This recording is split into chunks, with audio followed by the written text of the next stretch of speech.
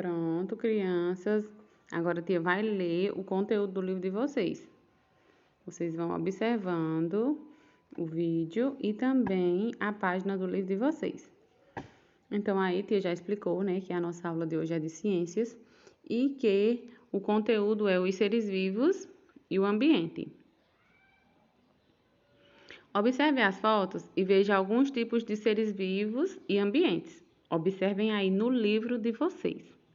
Nós temos aí o mar, que é o ambiente, e a tartaruga, que é o ser vivo. Do lado nós temos a floresta, que é o ambiente, e temos as árvores, que são os seres vivos, que têm vida. Mais abaixo a gente tem a geleia, que é o ambiente, e temos o pinguim, que é o ser vivo.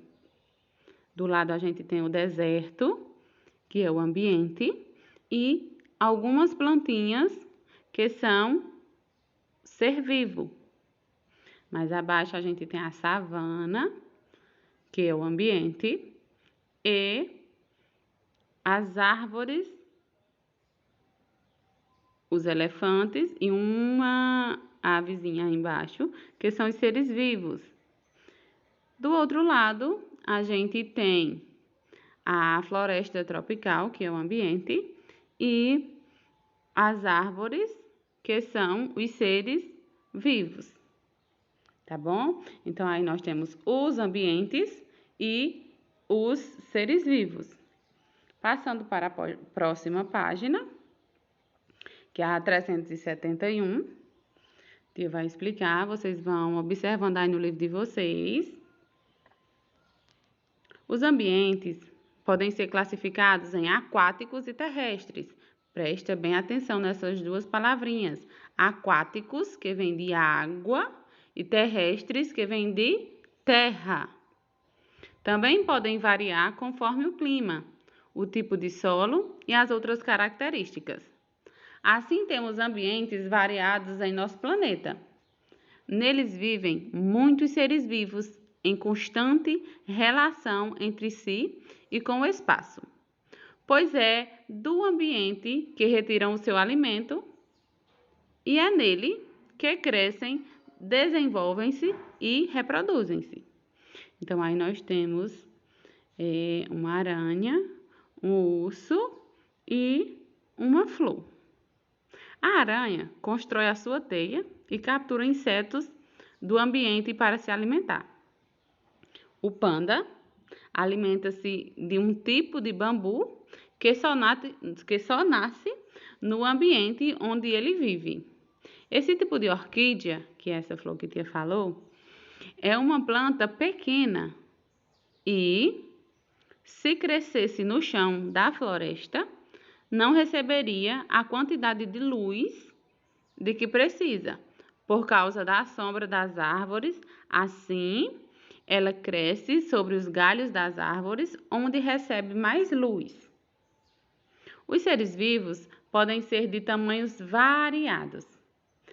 Há os bem pequenos, como as joaninhas, que podem ter de 1 a 10 milímetros, e outros muito grandes, como as girafas, que podem ter mais de 5 metros de altura.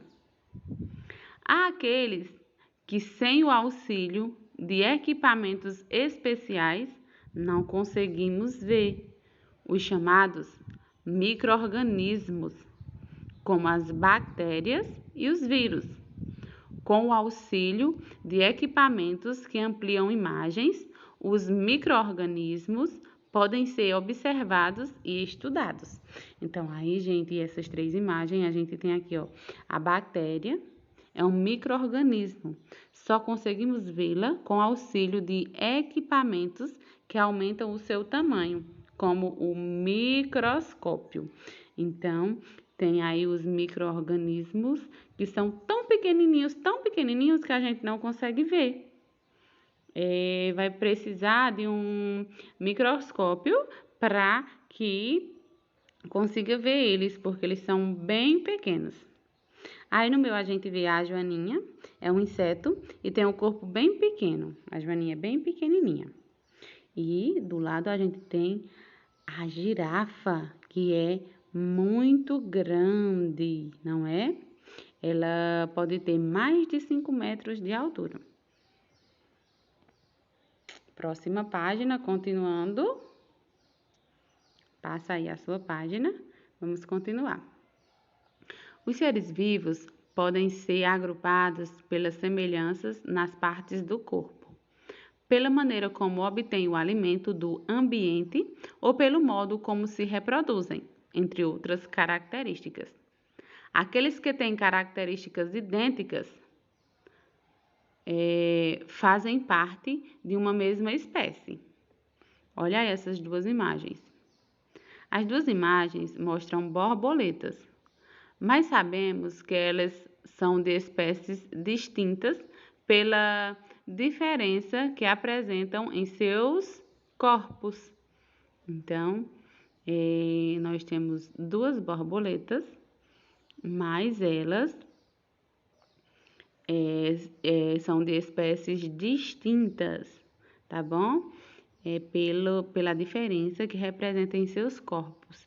Então, o corpinho delas, o formato do corpinho delas é diferente. Por esse motivo, elas são espécies distintas. Como nem todos os ambientes são iguais, os seres vivos estão adaptados às condições que encontram no ambiente em que vivem. Por exemplo, o urso polar e o pinguim estão adaptados à vida em ambientes gelados e a Vitória Régia aos locais de clima quente e com água. O dromedário ao clima seco do deserto. Aí nós temos o camelo no deserto, os pinguins na geleira e o urso também, o urso polar também em um lugar gelado. Aí mais abaixo tem uma curiosidade que diz assim: você sabia que na Amazônia, só na parte que fica no Brasil, vivem milhões de espécies? E aí, vocês sabiam?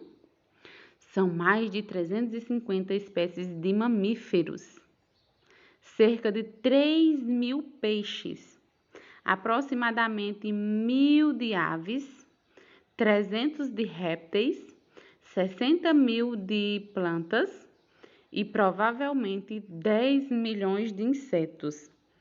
Eita, olha só, vocês sabiam, crianças?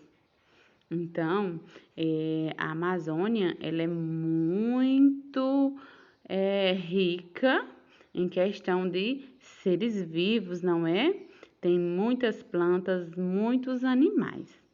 Então, esse conteúdo que a gente estudou, vocês irão agora fazer uma tarefinha sobre ele. Tia vai enviar a foto e explicar essa tarefa.